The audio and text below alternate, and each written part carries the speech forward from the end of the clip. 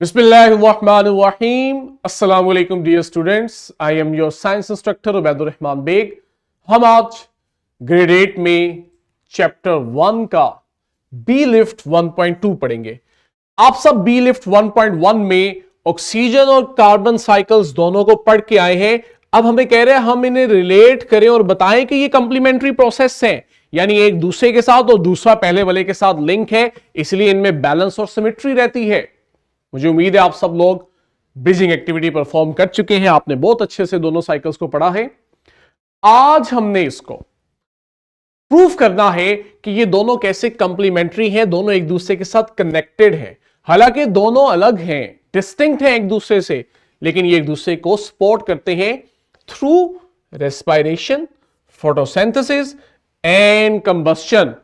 यानी कि अगर एक प्रोसेस ऑक्सीजन को जनरेट करता है, बनाता है, तो same process carbon dioxide use कर रहा होता है।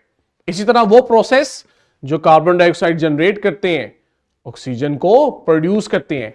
अगेन हमने उन्हीं दो साइकिल्स के लिंक्स आपको दे दिए हैं, आपने प्रीवियस लेक्चर में ये सिमुलेशन यूज की है। क्लास टीचर को चाहिए कि बच्चों की नीड के अकॉर्डिंग अगर जरूरत पड़े तो दोबारा इन सिमुलेशंस को प्ले करके बच्चों को एक दफा दोनों साइकिल्स रिकॉल करवाई जाए। अब मेरा आपसे क्वेश्चन बच्चों ये है जो आप अपने क्लास टीचर को बताएंगे, जल्दी से बताएं कि आपके पास फोटोसिंथेसिस जो है वो ऑक्सीजन को कंज्यूम करती है या जनरेट करती है। क्विकली सेम इसी तरह आपने कार्बन डाइऑक्साइड का भी बताना है कि फोटोसिंथेसिस कार्बन डाइऑक्साइड कंज्यूम कर रही है या जनरेट कर रही है। आप सब ये बातें जानते हैं, क्विकली रिकॉल करें और अपने क्लास टीचर को बताएं। इसी तरह से रेस्पिरेशन और कंबस्शन का बताएं कि किन प्रोसेस में ऑक्सीजन जनरेट हो रही है, कंज्यूम हो रही है, कार्बन डाइऑक्साइड जनरेट हो रही है, कंज्यूम हो रही है। मुझे उम्मीद है कि आप सब ने, चूंकि अभी ब्रिजिंग एक्टिविटी भी की, प्रीवियस लेक्चर आपको याद है, आप सबका आंसर राइट होगा कि इनमें फोटोसिंथेसिस वो वाहिद प्रोसेस है जो ऑक्सीजन को जनरेट करता है, लेकिन यही वो वाहिद प्रोसेस है जो कार्बन डाइऑक्साइड को कंज्यूम करता है। इसके अलावा दोनों प्रोसेस में अगर हम देखें तो रेस्पिरेशन और कंबस्शन दोनों में ऑक्सीजन यूज होती है और कार्बन डाइऑक्साइड जनरेट होती है। तो ये प्रोसेसेस कार्बन साइकिल और कार्बन डाइऑक्साइड साइकिल और ऑक्सीजन साइकिल को बैलेंस करते हैं। अगर एक बना रहे हैं तो दूसरा यूज कर रहे हैं।